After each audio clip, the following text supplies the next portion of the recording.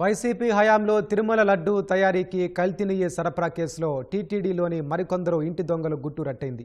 లంచాలు తీసుకుని కల్తీ నెయ్యి సరఫరాకు సహకరించిన మరో 12 మందిని సిట్ నిందితుల జాబితాలో చేర్చింది.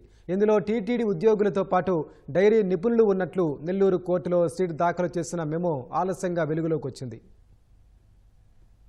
వైసీపీ హయాంలో తిరుమల శ్రీవారి లడ్డూ తయారీ వినియోగానికి కల్తీ నెయ్యి సరఫరా వ్యవహారంలో మరికొందరు టీటీడీ ఉద్యోగులు, డైరీ నిపుణులను సీబీఐ నేతృత్వంలోని సిట్ నిందితులుగా చేర్చింది. గతంలోనే 24 మందిని నిందితులుగా చేర్చిన సిట్ మరో 12 మంది పేర్లతో నెల్లూరు ఏసీపీ కోర్టులో మెమో దాఖలు చేసింది. 2019-24 మధ్య టీటీడీ గోదాముల నిర్వహణ విధుల్లో ఉన్న టీటీడీ ఉద్యోగి పల్లి ఈశ్వర్రెడ్డి నెయ్యిలో కల్తీ జరిగిందని మైసూరుకు చెందిన సీఎఫ్టీఆర్ఐ ప్రయోగశాల ఇచ్చిన నివేదికను తొక్కిపట్టి కల్తీ నెయ్యి ట్యాంకర్ల అన్లోడింగ్కు సహకరించినట్లు వెల్లడించింది. దానికోసం ఆయన 23,600 రూపాయలు లంచం తీసుకున్నట్లు వివరించింది.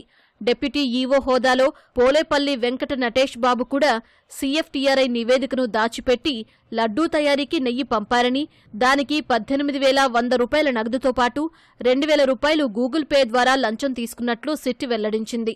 అప్పట్లో కొనుగోలు విభాగం సీనియర్ అసిస్టెంట్గా పనిచేసిన ముద్దు వెంకట అనిల్ కుమార్ 59,600 లంచం తీసుకుని భోలేబాబా డైరీకి అదనంగా 15% నెయ్యి సరఫరాకు సహకరించారని గుర్తించింది. కొనుగోలు విభాగం జనరల్ మేనేజర్గా విధులు నిర్వహించిన పేరూరు జగదీశ్వర్ రెడ్డి వెండి నాణేలు లంచంగా తీసుకున్నట్లు తెలిపింది. ఇక కల్తీ నెయ్యి వ్యవహారంపై 2024 అక్టోబర్లో ఫిర్యాదు చేసిన మురళీకృష్ణ కూడా ఏఆర్ డైరీ, వైష్ణవి డైరీ ప్రతినిధుల నుంచి లంచం తీసుకున్నట్లు గుర్తించి అతన్ని నిందితుల జాబితాలో చేర్చింది. టీటీడీ జీఎం స్థాయి అధికారుల్లో ఈ నెల 27నే సుబ్రహ్మణ్యాన్ని సిట్ అరెస్టు చేసింది. ఇక నెయ్యి సరఫరా చేసే డైరీల తనిఖీలకు వెళ్లిన నిపుణులు కూడా తమ అధికారాలను ధనార్జన కోసం వినియోగించారని సిట్ తెలిపింది.